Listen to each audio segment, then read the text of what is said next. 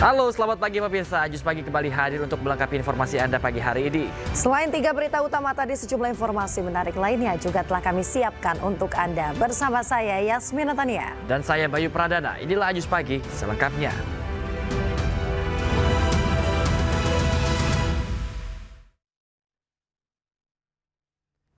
Kita awali Ajus Pagi hari ini pemirsa, di mana 2 wisatawan menjadi korban ledakan petasan saat pesta kembang api malam pergantian tahun di Kota Bukit Tinggi, Sumatera Barat.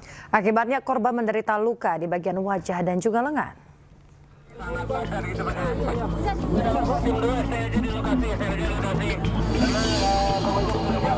Petugas mengevakuasi korban ledakan petasan di tengah kepadatan pengunjung di kawasan Taman Pedestrian Jam Gadang, Kota Bukit Tinggi, Sumatera Barat.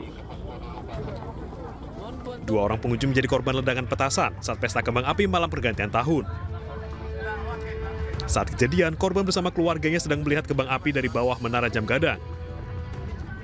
Namun tiba-tiba ada kembang api atau petasan yang dinyalakan oleh pengunjung lain jatuh dan meledak mengenai korban. Salah satu korban terluka pada bagian mata terkena percikan ledakan kembang api yang meledak di bawah. Sementara seorang korban lain mengalami luka bakar di bagian lengan. Ya, lagi duduk. Terus? Mercon sudah di depan, mercon tuh mati. Terbang lagi, mercon hidup. Jadi ada 2 yang terdampak tadi kena kembang api, yang satu kena mata dan sudah lakukan penanganan di posko kita. Yang satu lagi perempuan tangannya sebelah bahu lengan sebelah kiri robek juga kena kembang api. Tapi alhamdulillah semua bisa kita atasi di posko kerjasama PMI Kota Bukit Tinggi dan Dinas Kesehatan Kota Bukit Tinggi. Korban mengalami luka bakar di bawah 5%. Saat ini kedua korban dalam kondisi stabil dan telah dibawa pulang oleh keluarga. Dari Bukit Tinggi, Sumatera Barat, Wahyu Sikumbang, iNews melaporkan. Pemirsa, detik-detik malam pergantian tahun di Bandar Lampung diwarnai insiden robohnya lantai 2 sebuah kafe di kawasan wisata Puncak Gunung Balau. Sejumlah pengunjung terluka dan dilarikan ke rumah sakit. Ya Allah, ya Allah, tolong ya Allah, ya Allah. Ya Allah. Lantai 2 sebuah kafe di kawasan wisata Puncak Gunung Balau, Kota Bandar Lampung tiba-tiba runtuh saat dipadati lebih dari 50 orang pengunjung di malam pergantian tahun baru. Struktur bangunan kafe yang terbuat dari kayu dan papan diduga tidak mampu menahan beban pengunjung yang melebihi kapasitas. Tercatat ada 5 pengunjung yang terluka dirawat di rumah sakit. Pihak pengelola kafe mengaku sempat membatasi jumlah pengunjung di lantai bawah maupun lantai atas. Namun menjelang detik-detik pergantian tahun, pengunjung banyak berpindah ke lantai 2 hingga akhirnya ambruk. Yang lantai pertama ini 45 orang, lantai kedua ini 45 orang. Nah setelah mau jam pergantian tahun, yang belakang ini lari ke depan semua, sambil lompat-lompat. Akibat insiden runtuhnya lantai bangunan kafe ini, polisi menutup sementara lokasi wisata untuk kepentingan penyelidikan. Itu ada sekitar 50 lebih pengunjung untuk merayakan tahun baru. Setelah melihat kembang api, mereka lompat-lompat sehingga mengakibatkan salah satu tiang yang ada di kafe tersebut tidak mampu menahan beban sehingga menyebabkan roboh. Polisi mengimbau pengelola lokasi wisata lebih memperhatikan standar keamanan dan kapasitas bangunan guna mencegah kejadian serupa di masa yang akan datang. Dari Bandar Lampung, Andres Afandi, iNews melaporkan. Sementara di Lubuk Linggau, Sumatera Selatan, jembatan yang menjadi akses ke lokasi wisata juga ambruk karena diduga tidak kuat menahan beban. Hingga kini penyebab jembatan ambruk masih terus diselidiki.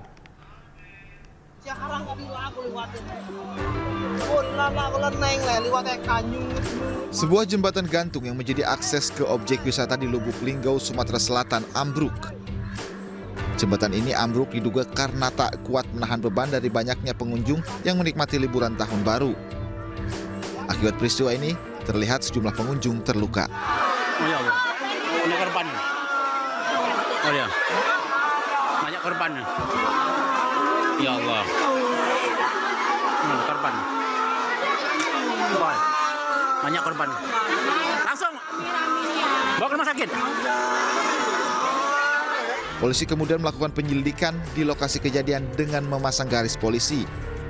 Seluruh korban akibat peristiwa ini dibawa ke rumah sakit untuk mendapatkan perawatan. Aparat kepolisian dan pemerintah setempat menutup objek wisata yang dikelola oleh masyarakat ini untuk menghindari hal serupa terjadi. Dari Lubuk Linggau, Sumatera Selatan, Sudirman iNews melaporkan. Pemirsa, sebuah minibus terbalik usai menabrak separator busway di Kebayoran Baru, Jakarta Selatan. Kecelakaan diduga karena sopir mengonsumsi minuman keras. Diduga sang sopir mengkonsumsi miras, sebuah minibus yang berisikan 4 orang penumpang terbalik usai menabrak separator busway di kawasan Paku Buwono, Kebayoran Baru, Jakarta Selatan. Hal tersebut terlihat dari banyaknya sisa botol yang berserakan di jalan saat mobil terbalik. Petugas Laka Lantas Polres Metro Jakarta Selatan yang tiba di lokasi langsung mengevakuasi kendaraan ke posisi semula. Menurut warga, mobil berplat nomor polisi B1855WIE langsung tancap gas usai berbelanja dari warung kelontong. Naasnya mobil tersebut malah menghantam pembatas jalan dari jalanan yang agak berbelok dari arah Senayan menuju Blok M. Ada 4 orang. Terus penyebabnya apa nih Bang? Penyebabnya nabraknya apa dulu dia tadi? Dari sono, itu yang ada tor-tor itu tuh. Berarti langsung dari sini. Berarti sempat terbental juga berarti kendaraan. Saya lagi ngambil botolan tuh di situ.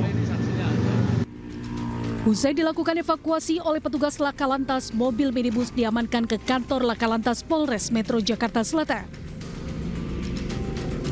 Sementara 4 orang dalam mobil termasuk sang sopir telah dibawa ke rumah sakit terdekat untuk penanganan medis. Dari Jakarta, Den Helmi Sajangbati, iNews melaporkan. Pemirsa, dengan modus mengajak kencan dan berjanjian bertemu di tempat sepi, seorang pemuda di Padang, Sumatera Barat menjadi korban pencurian dan juga penganiayaan oleh 5 orang komplotan begal. Kelima pelaku berhasil diringkus polisi. Mirisnya, 2 di antara pelaku adalah perempuan.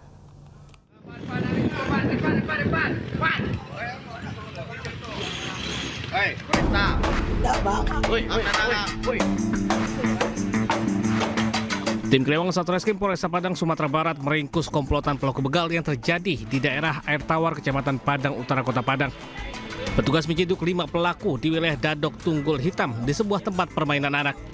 Ironisnya, 2 di antaranya merupakan remaja putri.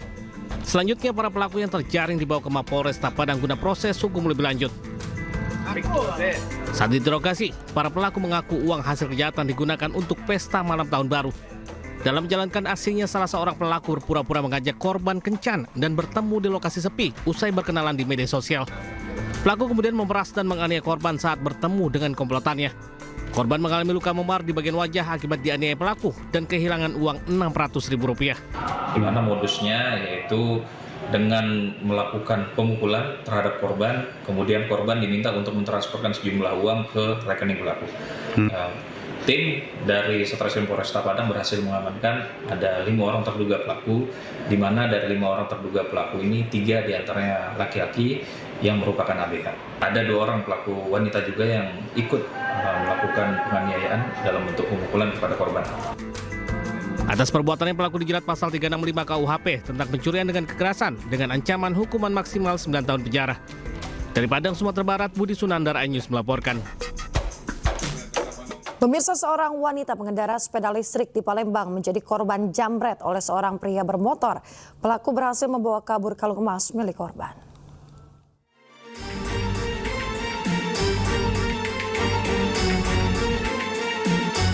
Seorang wanita yang sedang mengendarai sepeda listrik di Palembang dijambret oleh seorang pria bermotor. Pelaku menarik kalung emas milik korban.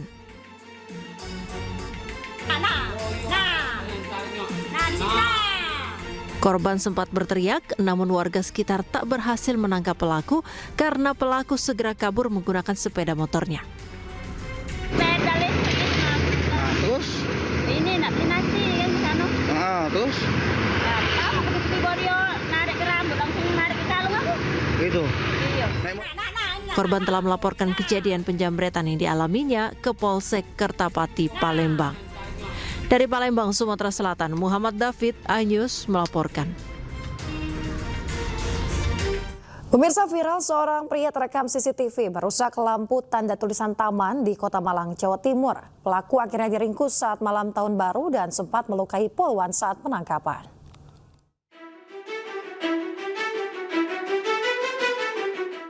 Aksi seorang pria di Kota Malang, Jawa Timur merusak sejumlah lampu taman terekam CCTV. Pelaku merusak lampu di 3 taman berbeda, yaitu Taman Galunggung, Taman Ijen Boulevard, dan Taman Raya Langsep. Berbekal rekaman video yang viral, Satuan Reserse Kriminal Polresta Malang Kota berburu pelaku dan berhasil menangkapnya di sekitar Jalan Wilis, Kota Malang. Pelaku diamankan beserta barang bukti motor hitam yang digunakan saat melakukan perusakan. Pada polisi, tersangka mengaku frustasi karena tak kunjung mendapatkan pekerjaan dan sudah 3 hari ditinggal istrinya pergi dari rumah. Saat penangkapan, pelaku sempat melakukan perlawanan sehingga mengakibatkan seorang poluan terluka. Sementara dari 3 lampu tulisan taman ini, Dinas Lingkungan Hidup Kota Malang mengaku mengalami kerugian sekitar 25 juta rupiah. Motif yang sudah kami dalami, ya tersangka merasa frustasi karena sudah lama mencari pekerjaan namun tidak mendapatkan, dan ada motif lain yaitu sudah 3 hari mencari istrinya dan sampai saat ini masih belum mengetahui keberadaan dari istrinya. Untuk mempertanggungjawabkan perbuatannya, pelaku dikenakan pasal tentang perusakan dan ancaman hukuman 2 tahun 8 bulan. Dari Malang, Jawa Timur, Denny Irwansyah, iNews melaporkan. Diduga BPJS ditolak, orang tua tinggalkan jasad seorang bayi di Rumah Sakit Sumber Waras Grogol, Petamburan, Jakarta Barat. Informasi lengkapnya saat lagi, tetaplah bersama kami.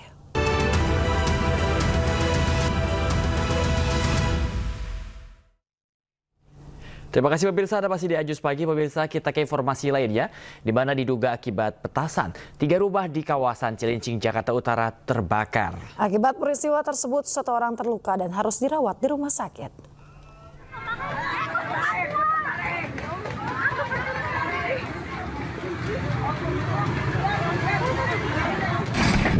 Di Muneto terjadi kebakaran di Jembatan Lestari. Kobaran api membesar dengan cepat dan melahap 3 rumah di Jalan Kampung Sawah, Cilincing, Jakarta Utara pada Minggu dini hari. Besarnya kobaran api merambat ke sejumlah kapal nelayan yang bersandar. Petugas penanggulangan kebakaran dan penyelamatan Jakarta Utara mengerahkan 40 personil dan 8 mobil pemadam untuk jinakan api. Selama 1 jam berjibaku dengan api, petugas Gulkarmat akhirnya memadamkan api. Waktu 00.20 terjadi kebakaran di Cilincing, yaitu di pinggir kali yang terbakar adalah rumah yang berbatasan dengan kali, itu untuk perahu nelayan. Dan terbakar ada kurang lebih 3 rumah. Untuk proses saat ini sudah proses pendinginan dan kita sudah luncurkan kurang lebih 8 unit ke TKP. Akibat peristiwa ini, 1 orang mengalami luka bakar dan dirawat di rumah sakit. Sementara kebakaran diduga akibat petasan menyambar ke rumah warga. Dari Jakarta, Helmi Sajangbati, iNews melaporkan. Pemirsa, 3 kios di Jalan Cempaka Putih, Tegah, Jakarta ludes terbakar. Api diduga berasal dari korsleting listrik di kios yang ditinggal pemilik pergi liburan tahun baru.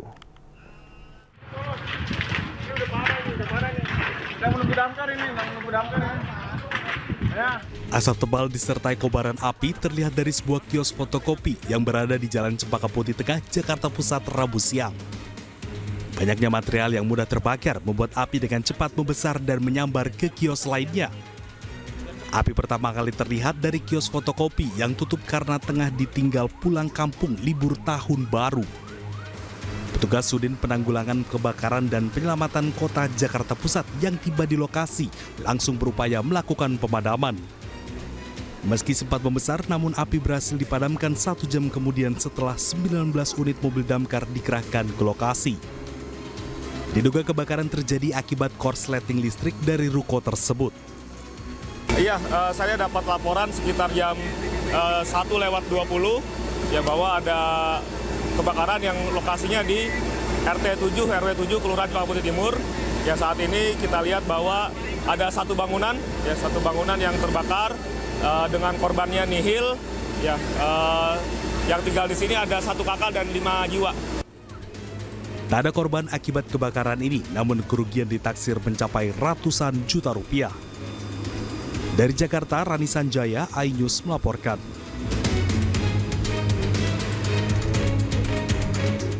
Pemirsa, Direktur Reserse Narkoba Polda Metro Jaya dipecat imbas kasus pemerasan penonton DWP.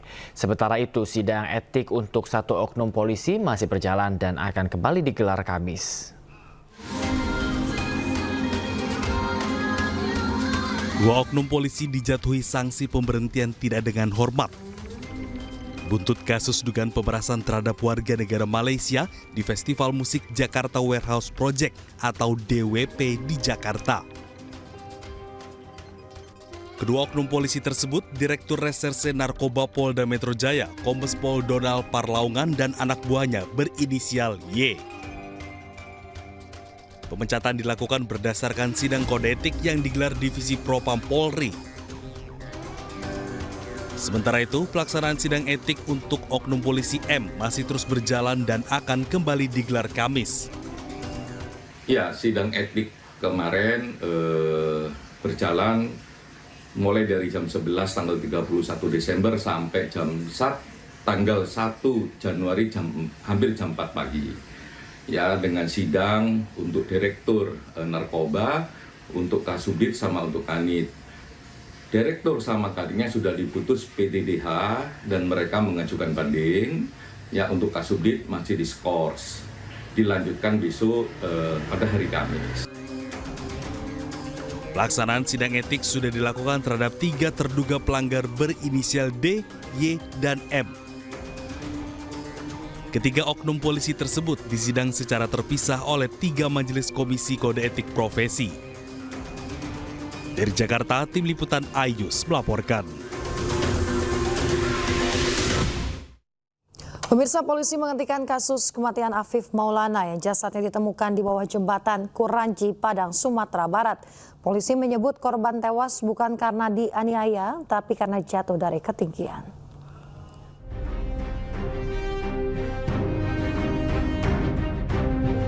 Polda Sumatera Barat bakal menghentikan penyelidikan kasus tewasnya remaja yang jasadnya ditemukan di bawah jembatan Kuranji, Padang, Sumatera Barat.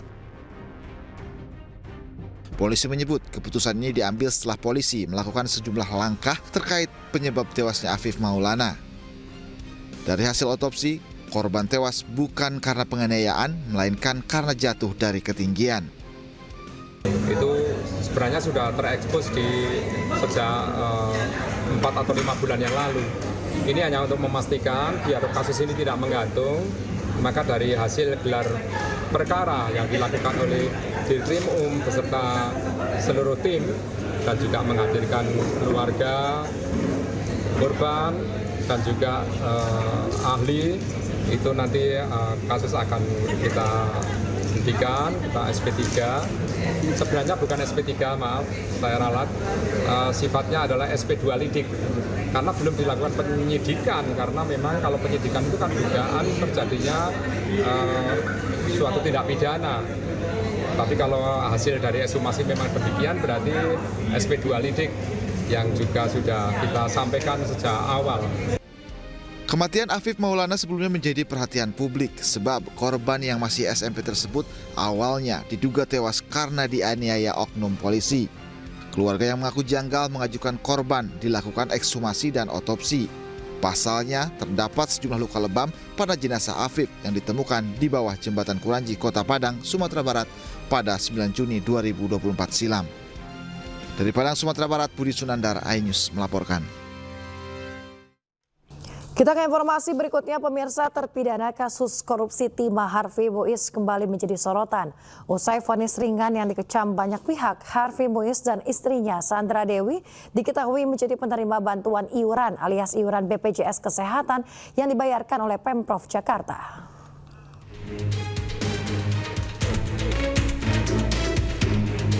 Pemprov Jakarta akan menghapus nama terpidana tindak pidana korupsi timah Harvey Muiz dan istrinya Sandra Dewi dari penerima bantuan iuran BPJS Kesehatan yang dibayarkan pemerintah. Keduanya diketahui terdaftar sebagai peserta BPJS Kesehatan sejak 6 tahun lalu. Data Harvey Muiz dan Sandra Dewi menjadi peserta BPJS Kesehatan diungkap oleh BPJS Kesehatan. Pihak BPJS Kesehatan menjelaskan bahwa pasangan selebriti Harvey Muiz dan Sandra Dewi termasuk dalam peserta JKN segmen PBPI yang didaftarkan oleh Pemprov DKI Jakarta. Bahkan kita telah ketahui sejak 2018 Pemprov DKI Jakarta sudah berhasil mewujudkan Universal Health Coverage atau UHC ini lebih cepat daripada target yang ditetapkan pada saat itu yaitu tahun 2019.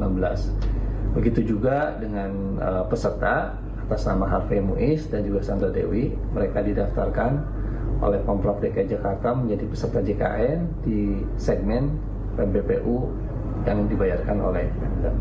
Demikian. Menindaklanjuti hal tersebut, Pemprov Jakarta menyatakan akan menghapus kepesertaan Harvey Muiz dan Sandra Dewi sebagai penerima bantuan iuran melalui revisi Pergub nomor 46 tahun 2016.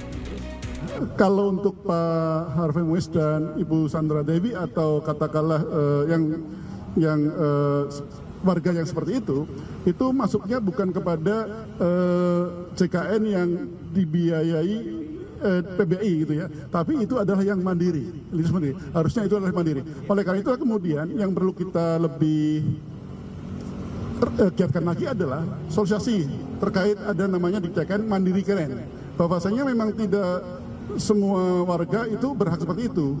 Kalau sekarang ini kita upayakan untuk orang-orang yang mampu adalah dengan biaya yang mandiri tadi itu. Kita akan sosialisasikan, tapi nanti juga kita seiring kita regulasinya kita tata ya. Sebelumnya, Harvey Muiz divonis 6,5 tahun penjara oleh Pengadilan Tindak Pidana Korupsi. Vonis tersebut mendapat cibiran dari sejumlah pihak yang menilai terlalu ringan dan tidak sebanding dengan kerugian negara yang mencapai 300 triliun rupiah. Bahkan Presiden Prabowo Subianto pun turut menyoroti vonis yang diberikan ke Harvey Muiz. Dari Jakarta, Helmi Sajangbati, iNews melaporkan. Pemirsa, warga Jalan Merdeka Kota Bogor, Jawa Barat desak penertiban menyeluruh pasar tumpah di lokasi tersebut. Pasalnya, lokasi pasar dianggap mengganggu ketertiban lingkungan serta aktivitas warga.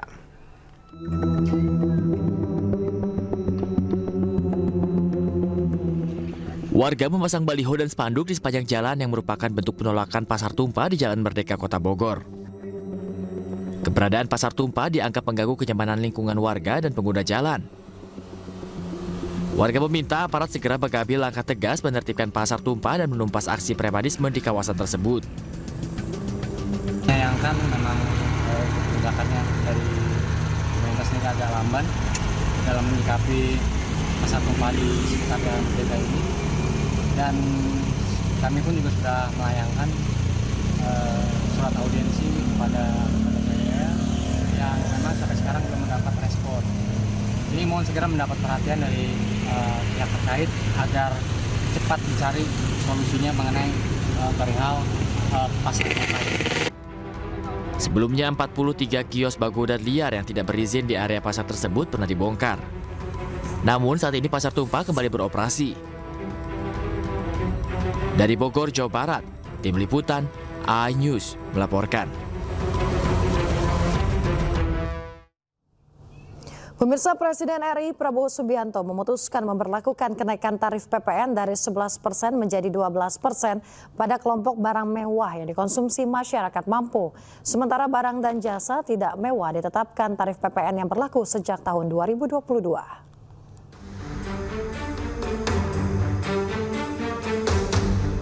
Presiden Republik Indonesia Prabowo Subianto mendatangi kantor Kementerian Keuangan Jakarta Pusat pada Selasa lalu.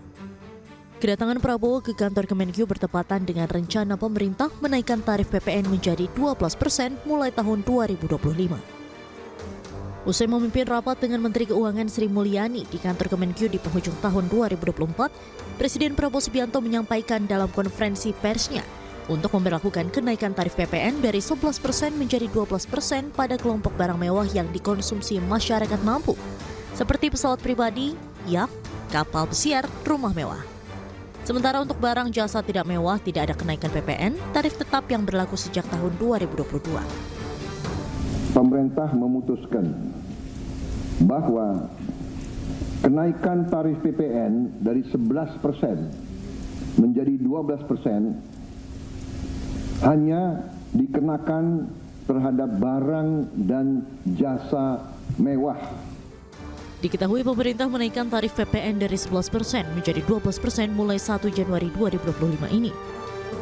Kenaikan dilakukan sesuai dengan Undang-Undang Nomor 7 Tahun 2024 tentang perpajakan. Dari Jakarta, Tim Liputan iNews melaporkan. Sementara itu, Menteri Keuangan Sri Mulyani menegaskan jika kenaikan PPN 12% hanya berlaku untuk barang-barang mewah. Hal itu disampaikan di akun Instagram miliknya pemirsa. Dalam akun Instagramnya @smindrawati, Menteri Keuangan Sri Mulyani menegaskan PPN 12% hanya berlaku untuk barang-barang mewah. Sejumlah barang mewah yang terkena PPN 12% antara lain pesawat pribadi, kapal pesiar, yacht, rumah, apartemen, atau kondominium di atas 30 miliar rupiah dan kendaraan bermotor mewah.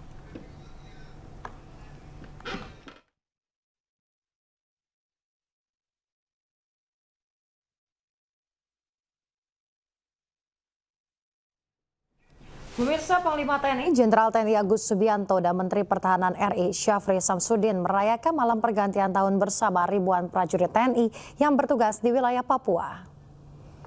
Pemirsa, kegiatan malam akrab yang digelar di Timika, Papua menjadi momen kebersamaan bagi para prajurit yang bertugas menjaga kedaulatan NKRI di Papua. Momen ini semakin istimewa dengan sapaan Presiden RI Prabowo Subianto melalui video call. Presiden Prabowo Subianto menyampaikan apresiasi dan juga doa terbaik bagi para prajurit yang telah berjuang penuh dedikasi. Malam akrab ini menjadi simbol nyata persatuan bangsa dan dedikasi seluruh komponen dalam menjaga keutuhan NKRI. Mempunyai satu tekad,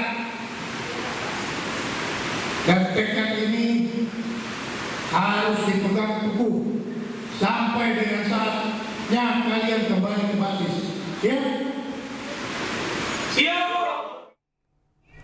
Menko Polhukam Budi Gunawan mengatakan akan potensi bencana hidrometeorologi seperti cuaca buruk, longsor, dan banjir hingga 3 Januari mendatang. Warga pun diimbau tetap waspada saat berlibur menikmati pergantian tahun. Ingatkan beberapa hal yang terkait dengan potensi ancaman bencana hidrometeorologi yang dimungkinkan masih terjadi dalam 2-3 hari ke depan dengan curah hujan yang meningkat 20%, sehingga ada potensi terjadinya banjir, kemudian tanah longsor dan ombak yang meninggi di beberapa wilayah. Yang kedua, antisipasi terhadap arus balik yang akan terjadi pada tanggal 1 dan 2. Di samping antisipasi atau kesiapan terhadap pengamanan perayaan malam tahun baru ini sendiri. Pemirsa, dalam rangka menyambut tahun baru 2025, sebuah produsen obat meluncurkan sebuah inovasi untuk menjaga kesehatan masyarakat. Ya, ini menggunakan bahan-bahan herbal yang juga alami dan pilihan. Ini obat ini diluncurkan untuk mencegah masuk angin.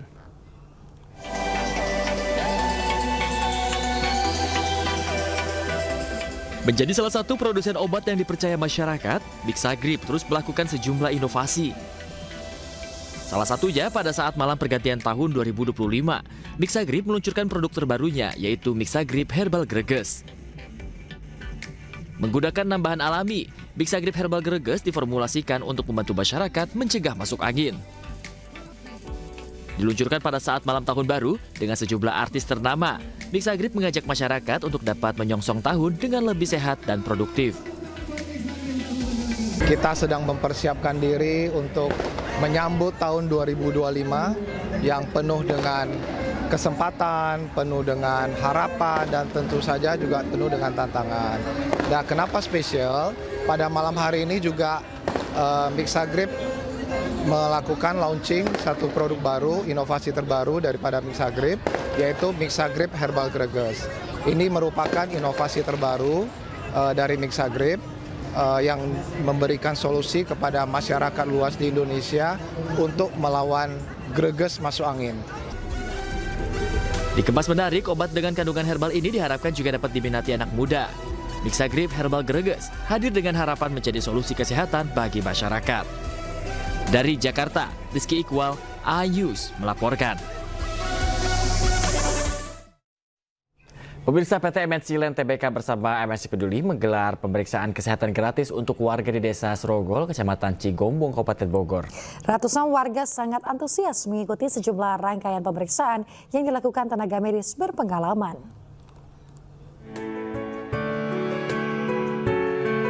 Ratusan warga Desa Srogol, Kecamatan Cigombong, Kabupaten Bogor sangat antusias mengikuti program pemeriksaan kesehatan gratis yang dilaksanakan oleh Kawasan Ekonomi Khusus MNC Lido City bekerja sama dengan PT MNC Land Tbk dan MNC Peduli.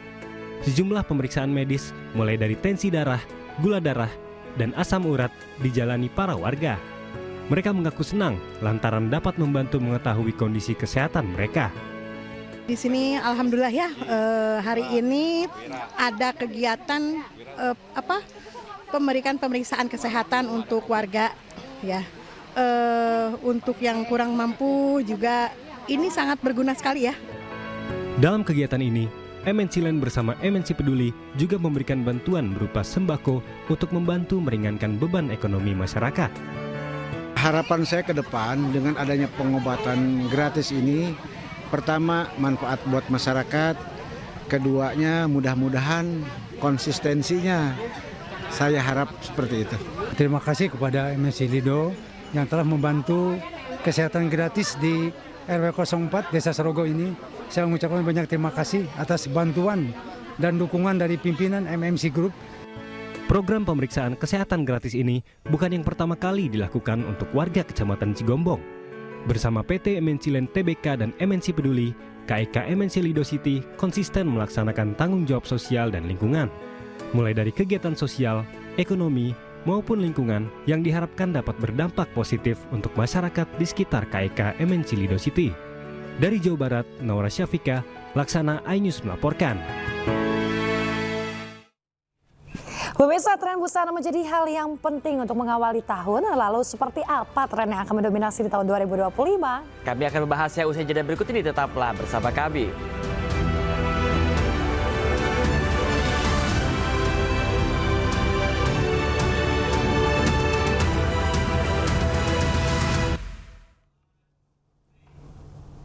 Ya pemirsa, Anda masih di iNews Pagi bersama saya Yasmiatan, yang hadirkan saya Bayu Pradana, dan demikian tadi adalah berita pilihan dalam iNews Pagi hari ini. Kini kita ke informasi berikutnya pemirsa.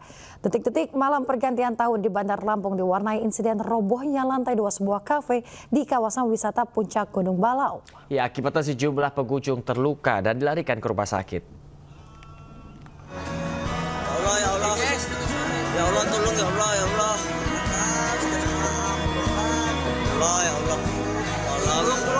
Lantai 2 sebuah kafe di kawasan wisata Puncak Gunung Balau, Kota Bandar Lampung tiba-tiba runtuh saat dipadati lebih dari 50 orang pengunjung di malam pergantian tahun baru. Struktur bangunan kafe yang terbuat dari kayu dan papan diduga tidak mampu menahan beban pengunjung yang melebihi kapasitas. Tercatat ada 5 pengunjung yang terluka dirawat di rumah sakit. Pihak pengelola kafe mengaku sempat membatasi jumlah pengunjung di lantai bawah maupun lantai atas. Namun menjelang detik-detik pergantian tahun, pengunjung banyak berpindah ke lantai 2 hingga akhirnya ambruk. Yang lantai pertama ini 45 orang, lantai kedua ini 45 orang. Nah setelah mau jam pergantian tahun, yang belakang ini lari ke depan semua, sambil lompat-lompat. Akibat insiden runtuhnya lantai bangunan kafe ini, polisi menutup sementara lokasi wisata untuk kepentingan penyelidikan. Itu ada sekitar 50 lebih pengunjung untuk merayakan tahun baru.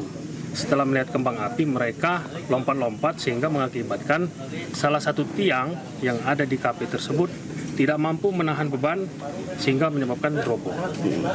Polisi mengimbau pengelola lokasi wisata lebih memperhatikan standar keamanan dan kapasitas bangunan guna mencegah kejadian serupa di masa yang akan datang. Dari Bandar Lampung, Andres Afandi, iNews melaporkan. Iya, Bayu, seberapa penting sih menurut kamu nih fashion yang kita gunakan sehari-hari ini? Sebenarnya penting sekali ya, karena tanpa disadari busana atau penampilan itu bisa menunjang kita, terutama dalam tahun baru ini ya, untuk mewujudkan resolusi-resolusi dan juga pencapaian-pencapaian ke depannya. Setuju sekali. Mengenai fashion ini, memang tren fashion menjadi hal yang menarik ya, terutama ketika memasuki tahun yang baru, karena pasalnya penampilan dapat menunjang untuk mewujudkan resolusi mendatang seperti yang tadi Bayu katakan. Betul sekali. Lalu seperti apa ya tren busana di tahun 2025 ini? Seperti apa potongannya dan juga permainan warnanya seperti apa? Nah, kebetulan kemarin saya juga sudah mendalaminya bersama rekan saya, Maria Andromeda. Dan berikut liputannya.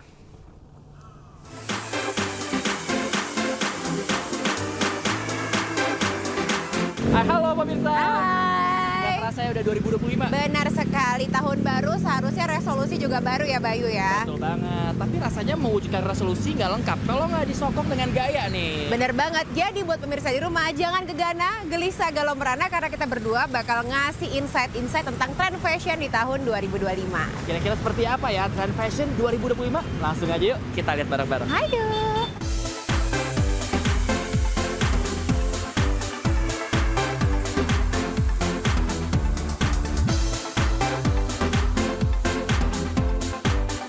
Kalau di tahun 2025 nih perkiraan seorang desainer luar biasa ini apa nih? Ya menurut aku sih masih sama ya, maksudnya nggak terlalu jauh berubah. Maksudnya jadi itu kayak lebih fitnya lebih rileks, iya. Terus dia lebih apa ya, lebih nyaman lah, maksudnya secara volumenya tuh lebih mudah bergerak, iya gitu. Cuman di 2025 ini menurut aku tuh lebih ada statementnya gitu dari total look secara keseluruhan. Lebih bold gitu ya. Lebih bold. Gitu. Lebih relax, masih tetap relax, terus lebih bold lagi. Kira-kira apa sih mempengaruhi tren-tren fashion di 2025 ini? Menurut aku yang mempengaruhi itu kalau dilihat sekarang nih ke depannya, bahkan beberapa bulan terakhir sekarang tuh kan kemarin pandemik ya, sepi lah, masa orang juga nggak terlalu ada kegiatan. Cuman mulai dari bulan ini sampai tahun depan acara tuh menurutku banyak banget gitu. Semua orang tuh butuh apa ya? Butuh sesuatu yang bisa merepresentasikan diri mereka sendiri gitu. Jadi banyak menurut aku sekarang tema acara dengan dress code tematik. Iya benar, yang aneh-aneh gitu ya. Pakai baju apa ya? Tapi sebenarnya tematiknya itu menurutku bagus karena mereka tuh tematik itu sesuai apa ya? Tren.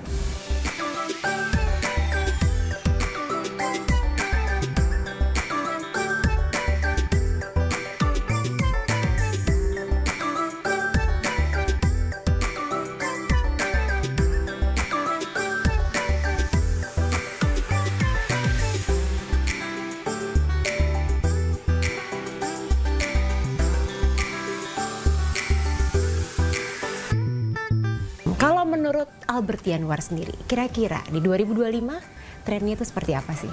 Oke, jadi kalau aku bergeraknya di evening wear ya, jadi ada party dresses juga, dan memang karena memang sekarang customernya juga udah sangat terbuka dengan social media, mereka banyak melihat detail-detail yang unik-unik yang diperagain di luar ya, jadi mereka pun cukup berani untuk bermain di detail baju gitu, jadi banyak sekali detail-detail yang bababum gitu, yang bababum gitu. Pemain dia. Iya.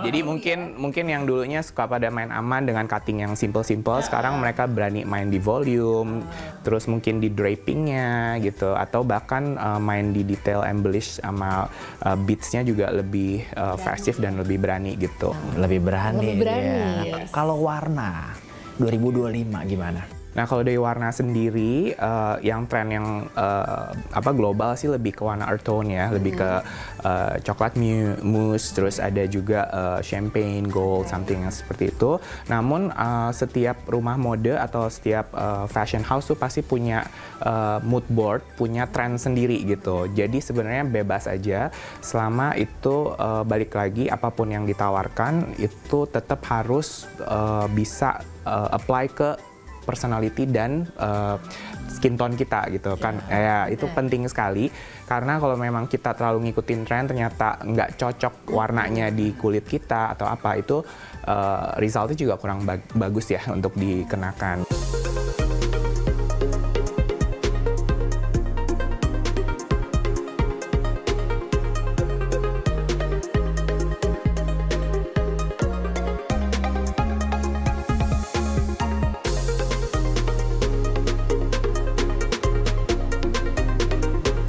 Wow, ini cuaca panas tapi ternyata di tahun 2025 Bayu ya, tren fashion juga memanas, makin mantep, makin berani. Sepakat, semakin bisa berekspresi. Benar. Nah, tapi sebenarnya yang lebih penting adalah bagaimana semangat kita bisa menjalani sepanjang tahun 2025 dan mewujudkan resolusi-resolusi kita semua. Benar sekali. Maka dari itu bersama juru kamera Irian Syawahidi, saya Bayu Pradana. Saya Maria Andromeda, selamat tahun baru 2025. Bye-bye.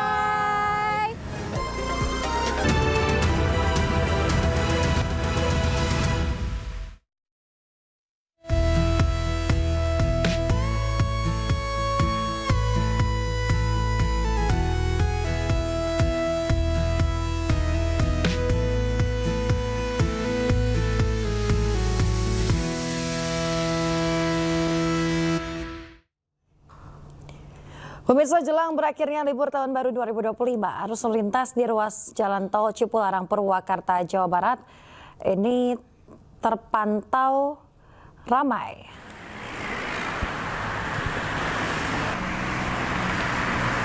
Ya, pemirsa, kepadatan lalu lintas didominasi kendaraan pribadi yang hendak kembali ke Jabodetabek setelah berlibur atau merayakan malam tahun baru di kampung halaman dan lokasi wisata di wilayah Jawa Barat.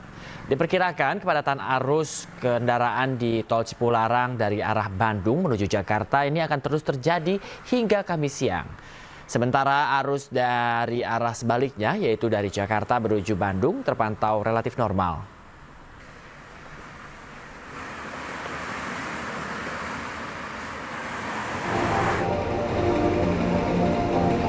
Pemirsa, antrian penumpang yang akan melakukan perjalanan ke sejumlah wilayah masih terlihat di stasiun Pasar Senen, Jakarta. Berdasarkan data terbaru dari KAI Daup 1 Jakarta, kemarin ada sebanyak 17.843 penumpang diberangkatkan dari stasiun Pasar Senen, Jakarta ke sejumlah wilayah di Pulau Jawa. Meski tingkat keberangkatan penumpang masih tinggi, namun arus balik libur Nataru sudah terjadi di wilayah Daup 1 Jakarta. PT KAI juga menawarkan diskon sebesar 10% pada tanggal 1 hingga 5 Januari 2025 untuk 50 perjalanan kereta api melalui program Year End Sale Deals tahap 2.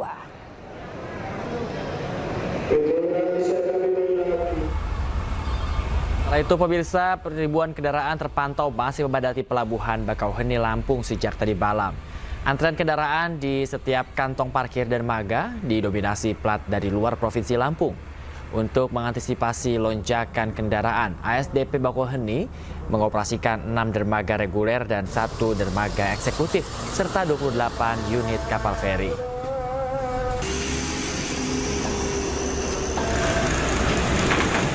Pemirsa, ribuan penumpang kapal feri dari Pelabuhan Gilimanuk, Jemberana, Bali tiba di Pelabuhan Ketapang, Banyuwangi, Jawa Timur pada Kamis dini hari. Penumpang merupakan wisatawan yang menikmati liburan di Pulau Bali. Pihak Pelabuhan Ketapang mengoperasikan sebanyak 30 unit kapal feri dan 8 dermaga di masing-masing pelabuhan. Arus balik libur Nataru di Pelabuhan Ketapang diperkirakan akan terus terjadi hingga hari ini.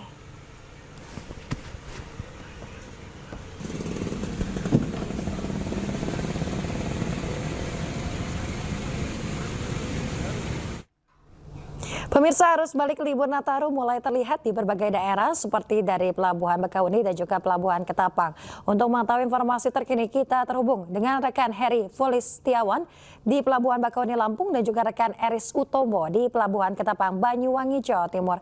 Kita terlebih dahulu ke rekan Heri. Selamat pagi Heri, apakah sudah terjadi penumpukan penumpang di Pelabuhan Bakauheni saat ini? Baik, selamat pagi Asmin.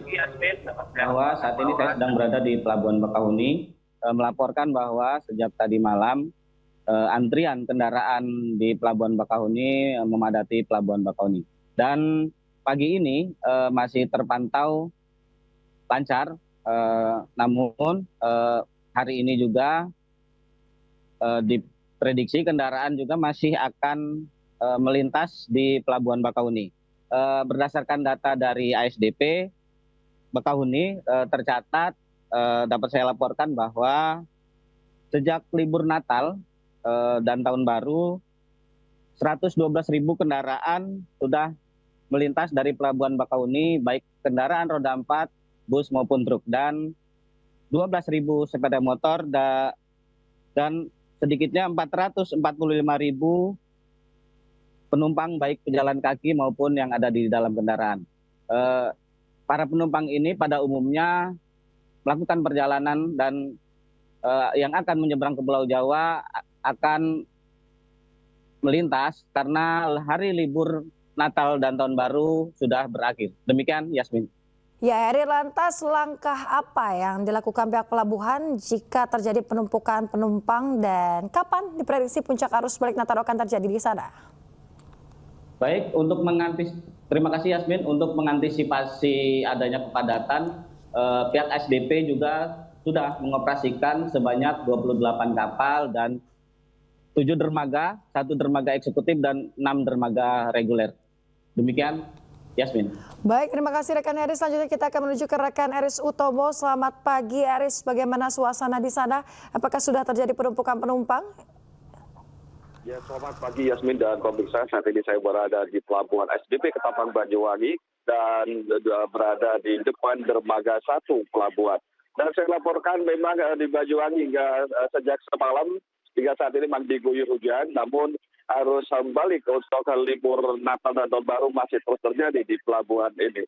Dan memang didominasi dengan kendaraan 2 dan kendaraan roda 4 atau kendaraan pribadi. Dan yang saya laporkan dari Pelabuhan Gilimanuk yang sudah menuju ke Pelabuhan Ketapang sudah tercatat lebih dari 2.500 penumpang yang sudah diseberangkan dan tiba di Pelabuhan Ketapang. Dan juga didominasi kendaraan roda 2 itu tercatat lebih dari 2.000 dan kendaraan roda 4 atau kendaraan pribadi tercatat juga lebih dari 2.000 unit. Dan juga dari Pelabuhan Ketapang yang menuju ke Pelabuhan Gilimanuk juga cukup tinggi juga, jadi sekitar lebih dari 1.500 kendaraan roda 4 dan lebih dari 1.000 kendaraan roda 4 atau kendaraan pribadi. Dan memang saya laporkan Yasmin, dari libur Nataru ini memang terjadi penurunan dibandingkan dengan tahun yang lalu. Seperti yang dari Pelabuhan Ketapang menuju ke Pelabuhan Gilimanuk mengalami penurunan hingga 11% bila dibandingkan dengan tahun yang lalu. Berbeda dengan dari Pelabuhan Gilimanuk yang menuju ke Pelabuhan Ketapang sebenarnya mengalami peningkatan sebesar 12%. Demikian Yasmin. Baik, terima kasih atas informasinya rekan Eris Utomo melaporkan langsung dari Pelabuhan Ketapang Banyuwangi, Jawa Timur, dan sebelumnya ada rekan Heri Folistiawan melaporkan langsung dari Pelabuhan Bakahuni, Lampung. Selamat bertugas kembali rekan-rekan.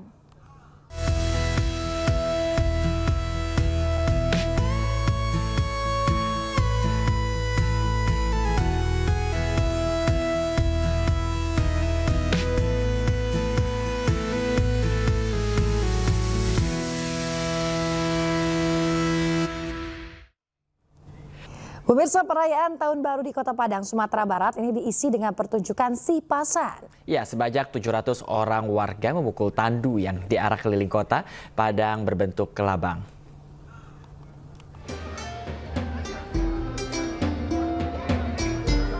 Seperti inilah suasana perayaan tradisi sipasan, naga, dan barongsai yang digelar di kawasan Kampung Pondok, Kecamatan Padang Selatan, Kota Padang.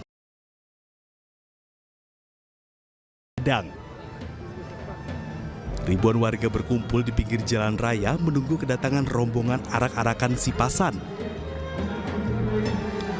Sebanyak 700 orang warga dilibatkan dalam memikul tandu sipasan dengan panjang hingga 76 meter yang membentuk kelabang, sementara anak-anak duduk di atasnya.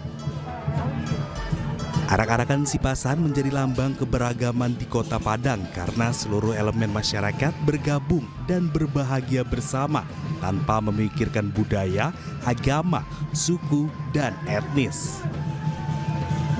Perayaan sipasan ini disambut antusias oleh sejumlah wisatawan yang berkunjung ke Kota Padang. Bagus sekali sih. Ini kan juga bisa dibilang acara setiap tahun ya. Jadi melestarikan juga seperti yang tadi Bapak Mahyar dibilangkan, nanti setiap tahun bakal ada acara seperti ini. Bagus sih. Jadi mengingatkan kita akan tradisi juga kan, siapa tahu nanti wisatawan luar bisa datang karena ini merupakan ciri khas Padang gitu. Jadi juga bisa menarik wisatawan supaya bisa lebih berkunjung ke Padang. Adalah sesuatu tradisi yang tentunya kita dukung secara bersama-sama karena bagaimanapun ini bukti keberagaman dari Kota Padang, dan tentunya ini sangat menarik untuk ditonton, apalagi momennya bertepatan dengan tahun baru. Mudah-mudahan bisa dinikmati oleh masyarakat Kota Padang. Diharapkan di tahun 2025, seluruh masyarakat dapat saling bahu-membahu dalam bergotong royong tanpa melihat perbedaan. Dari Padang, Sumatera Barat, Budi Sunandar, iNews melaporkan. Momen libur tahun baru 2025, kawasan Malioboro masih ramai dikunjungi wisatawan dari berbagai daerah. Peningkatan kunjungan wisatawan membuat arus lalu lintas di jalur menuju Jalan Malioboro padat.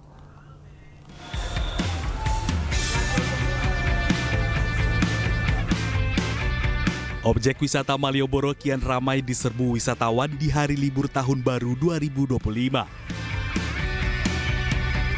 Para wisatawan memanfaatkan hari terakhir libur tahun baru di Yogyakarta dengan berjalan di jalur pedestrian maupun di sekitar PKL Teras Malioboro untuk berbelanja oleh-oleh khas Yogyakarta hingga berfoto bersama keluarga. Terus ini di Teras Malioboro rencana mau ngapain, Mbak? Rencananya paling kita mau jalan-jalan, mau ke keliling lah ya. Ini kenapa milih Jogja sih, Mbak? Pertama karena deket ya, sekitar 4 jaman lah dari Surabaya. Terus bisa pakai mobil sih. Kesannya di Jogja di momen libur tahun baru ini seperti apa sih, Mbak? Istimewa. Betul, istimewa. Sementara itu, arus lalu lintas di Abu Bakar Ali dan Jalan Mataram menuju Malioboro dipadati ribuan kendaraan dari berbagai daerah. Dari Yogyakarta, Gali Wisma, iNews melaporkan.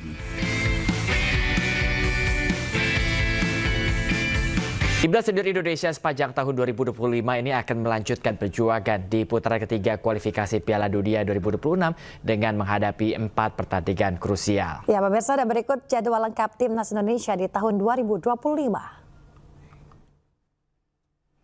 Pemirsa, pasukan Timnas sepak bola Indonesia akan menjalani berbagai agenda penting sepanjang tahun 2025 di kualifikasi Piala Dunia 2026. Skuad Garuda asuhan Shin Tae-yong akan bertandang ke markas Australia pada 20 Maret 2025, dilanjutkan menghadapi Bahrain 5 hari kemudian, tepatnya 25 Maret 2025.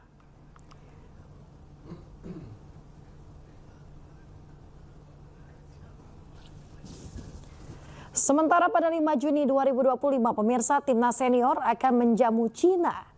Kemudian pada 10 Juni 2025 Indonesia akan menghadapi Jepang.